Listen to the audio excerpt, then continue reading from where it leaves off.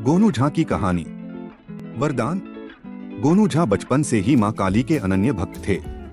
किंवदंती है कि उनके बालोचित निष्कपट भक्तिभाव से प्रसन्न होकर मां काली ने दर्शन देने का निश्चय किया, किंतु काली का विकराल रूप देखकर गोनू झा डर न जाएं। उन्होंने पहले स्वप्न में दर्शन कर जांचना चाहा। उन्होंने सपने में काली को देखकर ठहाका लगा दिया और नाक पोंछते हुए प्रणाम भी किया। भगवती विस्मित रह गईं।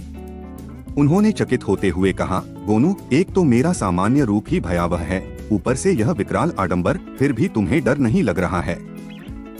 गोनू झा ने निर्भयता से कहा, माता, बाघिन से सभी डरते हैं, पर उसका शावक उसके साथ ही खेलता कूदता रहता है। माँ से बच्चों को कहीं डर हुआ है? उत्तर सुनकर देवी प्रसन्न हो गई। फिर सहज होते बोली, मुझे देखकर हंसी क्यों आई? गोनू झा ने सहजता से कहा, काली माता, हम लोगों को एक मुंह और दो हाथ हैं, फिर भी सर्दी जुकाम होने पर नाक पोंछते पोंछते बेहाल हो जाते हैं, और आपके तो इतने मुंह हैं पर हाथ दो ही हैं, फिर सर्दी जुकाम होने पर नाक कैसे पोंछते होंगी? अब काली माता को हंसी आ गई। उन्होंने आशीर्वाद देते हुए कहा, वत्स, तुम्हें तर्कों में कोई नहीं हरा सकता है, इसलिए हर चुनौती को सहर्ष स्वीकार करना। अन्य शानदार कहानियों के लिए चैनल को सब्सक्राइब करें, कृपया लाइक करें और कमेंट करें आपको कहानी कैसी लगी। गोनू झा की कहानी। मेरे बेटे का नाम चोर। गोनू झा की आर्थिक स्थिति अच्छी हो गई थी। पंडिताइन भी बहुत दिनों से मायके नहीं गई थीं, तो इस बार खूब सज-धज कर 8 दिन रहकर आई। गोनू झा के पास धन की कोई कमी नहीं रह गई। ठगों के घर से ढेर सारा धन मिला था, तो रोज मिठाइयाँ खाते और खास मित्रों को खिलाते। और उनकी संपन्नता पर कुछ चोरों की नजर गड़ गई। चोरों ने योजना बनाई कि आधी रात के बाद गोनू झा के घर में कूदकर उनके मुंह पर लखलखा प्राचीन क्लोरोफार्म रखकर बेहोश कर देंगे और आराम से सारा माल समेटकर चल पड़ेंगे। गिनती में चोर 4 थे और अपने फन के शातिर थे। कभी गांव में चोरी की नहीं थी, तो कभी पकड़ में आए नहीं थे। पहली बार ज्यादा माल के लालच ने पकड़ लिया। मंगल मांझी नाम का चोर उनका सरदार था। गुरु, हमने पहले कभी गांव में चोरी नहीं की, गांव वाले हमें सज्जन कहते हैं और मजदूरी करके खाने कमाने वाले समझते हैं, एक चोर ने कहा। अरे तो क्या हुआ, हम तो जानते हैं कि हम कितने सज्जन हैं। भाई, हम गांव में चोरी करने की गलती कर रहे हैं। गुरु, लोग कहते हैं कि ऐसे काम गांव से बाहर करो, गांव में सज्जन ही बने रहो। तो तू अपने घर जा भैये, मेरी बात समझो। गोनू झा बड़ा चतुर खलीफा है। जंगल के ठगों को भगाकर ही उनका पिंड छोड़ा। अरे, हम भी कुछ कम नहीं हैं। हमारे पास लखलखा है, जिसने आज तक हमें सफलता दिलाई है। तुझे चलना है तो ठीक, गाल मत बजा। चलूंगा तो मैं जरूर। कितने दिनों से तुम लोगों के साथ हूँ, तुम्हारे ही साथ रहकर परिवार पाल रहा हूँ। अब जरा से खतरे पर पीछे थोड़े ही हट जाऊंगा। जो सबके साथ होगा वह मेरे साथ होगा। अरे कुछ भी नहीं होगा। किरण बता रहा था कि गोनू झा ने उन ठगों के घर में झाड़ू फेर दिया था। 20 साल से वे ठग उस घर में थे। अब सोच, 20 साल में कम माल समेटा होगा उन्होंने। सारा गोनू झा झटक लाया, और अगर हम उसे झटक लें तो दलिद्दर दूर हो जाएं। अगर बिना किसी बखेड़े के झटक लाएं तो तू हमारे साथ मत जा भाई। तुझे गोनू झा प्रेत दिखता है, मंगल ने गुस्से से कहा। हमें तो लाभ ही है, 5 की जगह 4 हिस्से होंगे। अब तू घर जा, किसी से कोई जिक्र मत करना। अरे यार, गुस्सा क्यों होता है? चल रहा हूं न, तो आराम से चल। पांचों चल पड़े। मंगल को अपनी जेब में रखी लखलखा की डिबिया पर बड़ा अभिमान था। आज तक उसी के भरोसे उसने सफलता पाई थी। सारा गांव सोया पड़ा था। पांचों दबे पांव गोनू झा के घर के पिछवाड़े पहुंच गए और एक जने की पीठ पर चढ़कर दूसरा छत पर चढ़ गया। फिर उसने रस्सी डाल दी, सबके सब छत पर जा चढ़े। पर यह क्या? गोनू झा तो शायद जाग रहे थे। पंडिताइन सो गई क्या? गोनू झा की आवाज आई। नींद तो आ ही रही है। सफर में थकान हो गई थी।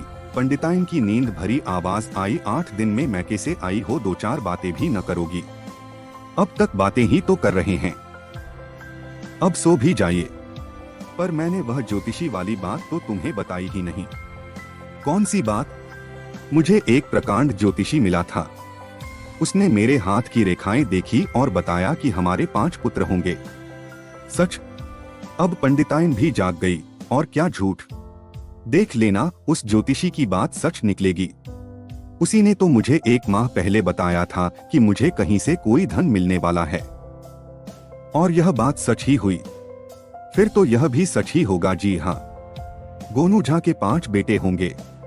5 बेटे का मतलब 5 लाठियां। फिर गांव में कौन मुझसे टक्कर ले सकेगा। अरे अभी तो बेटे पैदा भी नहीं हुए, घमंड अभी से करने लगे। घमंड कैसा? जो निश्चित है उस पर तो घमंड किया ही जा सकता है। पर जी, पैदा होते ही तो आपके बेटे लाठी लेकर न निकल पड़ेगे। मंगल माझी और उसके साथी चुपचाप अगल छत पर लेटे उनकी बातें सुन रहे थे। गुरु मंगल का साथी कान में फुसफुसाया, यह तो सोया ही नहीं। अरे पतुरिया 8 दिन बाद घर आई है। तू सो जाता ऐसे में, थक हार कर सो ही जाएगा। मंगल हंसकर फुसफुसाया। क्या पता सारी रात ही जागता रहे। मंगल ने उसका कान उमेठा। धीरे गुरु, चीख पड़ूंगा। तो मूर्ख, सारी रात तो दूल्हे भी नहीं जागते। यह कुछ ही देर की बात है, अभी आधी रात है। तब तक हम भी सो लेते। तो तू सो, हम तुझे जगा लेंगे। उधर गोनू झा का वार्तालाप अभी जारी था। पंडिताइन, ये तो सोचो कि 5 बेटों के नाम क्या रखेंगे। गोनू झा बोले, यह काम तो आप ही करें, मिश्रा जी से कराएं। अरे मैं खुद कर लूंगा। एक का नाम फीरन झा, दूसरे का नाम पलटन झा, तीसरे का नाम किशोर झा, चौथे का नाम मोर झा, 5वें का नाम चोर झा। चोर झा, यह भी कोई नाम हुआ? भला कोई ऐसे नाम रखता है? मूर्ख, नाम लेने में सरलता है। और सबका नाम एक दूसरे की तुक लगाता हो तो अच्छा लगता है। आप भी बस, अब मुझे तो सोने दें। अब आपकी बात सुनने की हिम्मत नहीं हो रही। आंखें बंद हुई जा रही हैं। तुम क्यों सुनोगी? पर मेरे बेटे तो सुनेंगे। खेत पर से आवाज दिया करूंगा तो दौड़े चले आएंगे। अब सो भी जाइए, देखो कैसे आवाज दूंगा। अरे ओ फीरन, गोनू झा जोर से चीखे। अरे ओ पलटन, अरे ओ किशोर, अरे ओ मोर, अरे चोर। उनकी आवाज इतनी बुलंद थी कि सारा गांव जाग गया। लोग लाठी ले लेकर दौड़े आए। तब तक गोनू झा द्वार पर आ गए। क्या हुआ गोनू झा? पलटन मिश्रा जी ने पूछा। मेरी छत पर चोर। गोनू झा पीछे की तरफ दौड़ पड़े। मंगल मंडली के होश उड़ गए। कूदकर भागने के अलावा कोई चारा न था। पर देर हो चुकी थी। चारों तरफ से घिर गए थे और इतनी मार खाई कि नानी याद आ गई। किरण झा, पलटन मिश्र, किशोर माझी और मोर झा तो सब उनके पड़ोसी थे जो उनकी पुकार सुनते ही दौड़े चले आए थे। चोर मंडली पकड़कर बांध ली गई और सवेरे हवालात भेज दी गई। पंडिताइन को अब जाकर पता चला कि क्यों गोनू झा रात को बच्चा पुराण पढ़ रहे थे। उन्हें चोरों की भनक लग गई थी। अन्य शानदार कहानियों के लिए चैनल को सब्सक्राइब करें। कृपया लाइक करें और कमेंट करें आपको कहानी कैसी लगी। कहानी गोनू झा और जीवनदायिनी पहेली। एक बार गोनू झा मिथिला से अपने गांव जा रहे थे। पैदल का रास्ता था तो उन्हें रुक रुक कर विश्राम करना पड़ता था। रास्ते में खाने के लिए उनके पास थोड़ा सत्तू और लड्डू थे। उस दिन कड़ी धूप पड़ रही थी। गोनू झा पसीने से तरबतर थे। रास्ते में एक सुंदर जलाशय पड़ता था जिसके आसपास सैकड़ों छायादार वृक्ष थे। ऐसे मनोरम स्थान किसी भी पथिक की थकान को दूर करने में सक्षम थे। जब गोनू झा वहां पहुंचे तो उनका हृदय प्रसन्न हो गया। उन्होंने अपना गमछा एक वृक्ष के नीचे बिछाया और लेट गए। उनका विचार था कि पसीना सूखने के बाद वह स्नान करेंगे। लेटते ही उन्हें गहरी नींद आ गई और वह काफी देर तक सोए। उसके बाद उन्होंने जागकर स्नान किया और फिर लोटे में पानी भरकर सत्तू घोले। फिर थैले में से 2 लड्डू निकालकर सामने रखे। अभी वह खाने ही जा रहे थे कि सामने से एक थकाहारा पसीने से लथपथ लड़खड़ाता पथिक आता दिखाई दिया। उन्होंने अभी खाना टाला और पथिक की ओर देखने लगे। आने वाला पथिक शाही वस्त्रों से सुसज्जित युवक था। आओ भाई, बहुत दूर से पैदल आ रहे लगते हो। गोनू झा ने अपंत से कहा, आओ बैठो, पहले पसीना सुखा लो। आहा, कितना रमणीय स्थल है। आगंतुक ने चैन की सांस ली जब उसका पसीना सूख गया तो गोनू झा ने उसे सत्तू पीने को दिया जिसे उसने बड़ी कृतज्ञता से पिया। तब दोनों का आपस में परिचय हुआ। संयोग से नाम से दोनों एक दूसरे से परिचित थे। आपका बहुत नाम सुना है पंडित जी। आगंतुक, जो मगध का राजकुमार चंद्रदत्त था, बोला। मगध के दरबार में आपकी विद्वता की चर्चा होती रहती है। धन्य है मिथिला, जहां आप जैसा मनीषी जन्मा।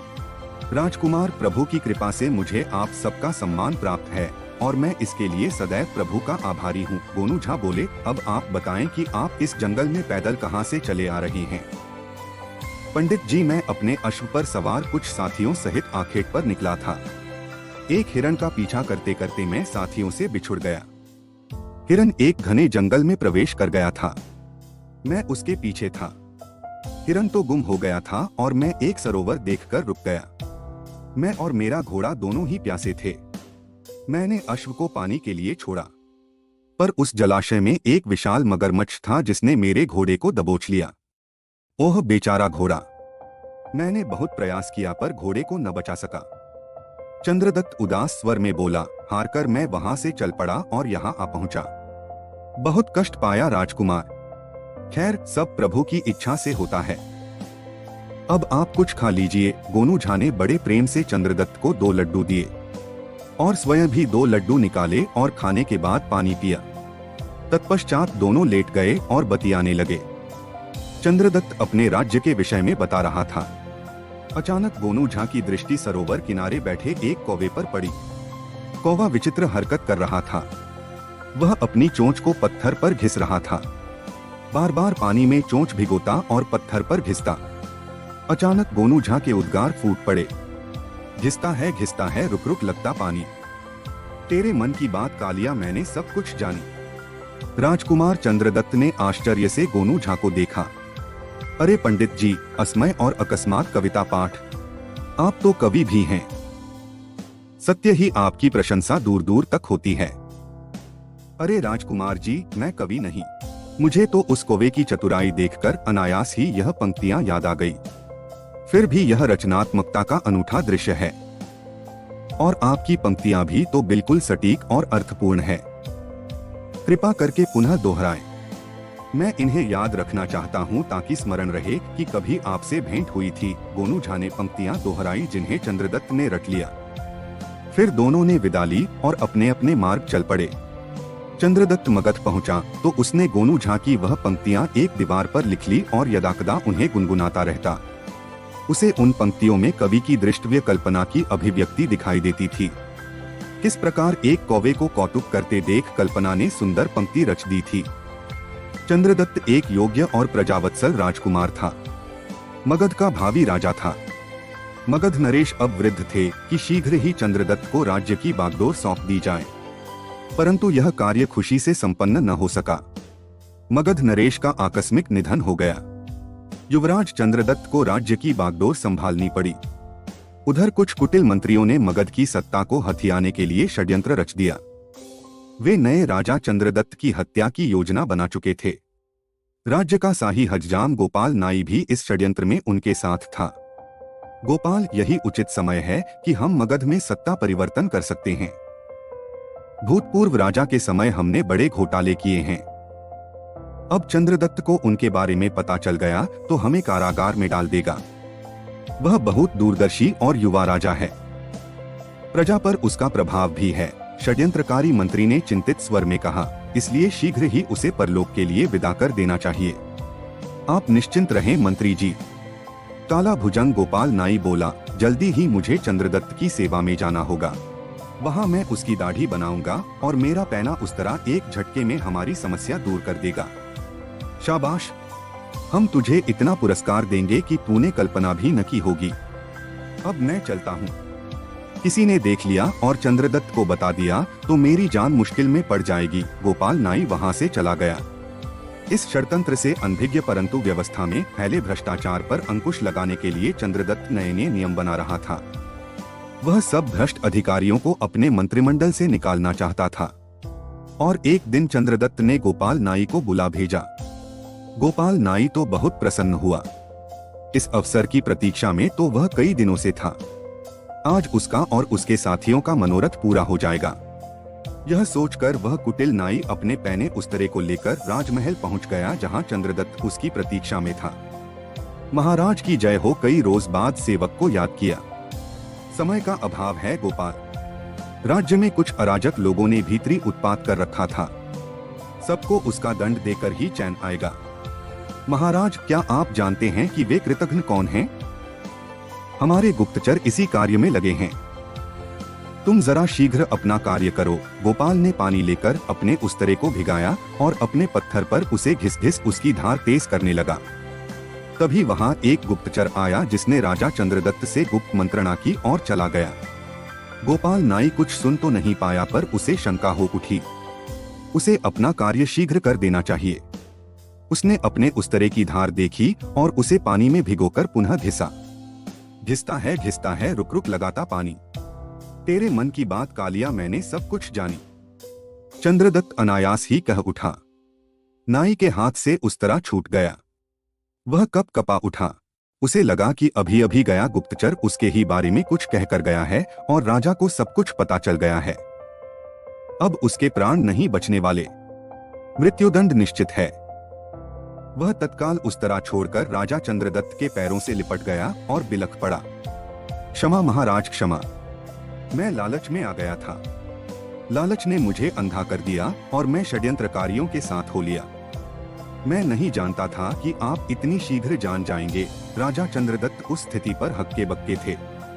उठ और सब कुछ साफ साफ बता। चंद्रदत्त ने कहा, महाराज, आज मैं इस उस्तरे से आपके प्राण लेने आया था, परंतु आप जान गए। आपने कविता कहकर बता दिया कि आपसे कुछ नहीं छुपा। मुझे क्षमा करें महाराज, मैं बहक गया था। क्षमा चाहता है तो शीघ्र अपने सभी साथियों का नाम बता। नाई ने तोता की तरह सारी जानकारी बता दी। राजा ने तत्काल सैनिकों को बुलाकर षड्यंत्रकारियों की गिरफ्तारी का आदेश दिया। सारे शत्रु बंदी बना लिए गए और भरे दरबार में प्रजा के सामने नाई ने साक्षी बनकर सबका भेद खोल दिया। चंद्रदत्त ने सबको बंदी गृह में डलवा दिया और नाई को राज्य से बाहर निकाल दिया। और जब वह सारे कार्यों से निवृत्त हुआ तब सोच में पड़ा। आज एक कविता ने उसे जीवन ही नहीं दिया था, बल्कि उसके शत्रुओं को भी सदैव के लिए मार्ग से हटा दिया था। वह कविता तो जैसे जीवनदायिनी थी। आज उसका हृदय गोनू झा के प्रति कृतज्ञता से भर उठा और वह उनके दर्शन को लालायित हो उठा। और अगले ही दिन चंद्रदत्त अपने कुछ विश्वसनीय साथियों सहित घोड़ों पर सवार होकर गोनू झा के गांव भरौरा चल पड़ा।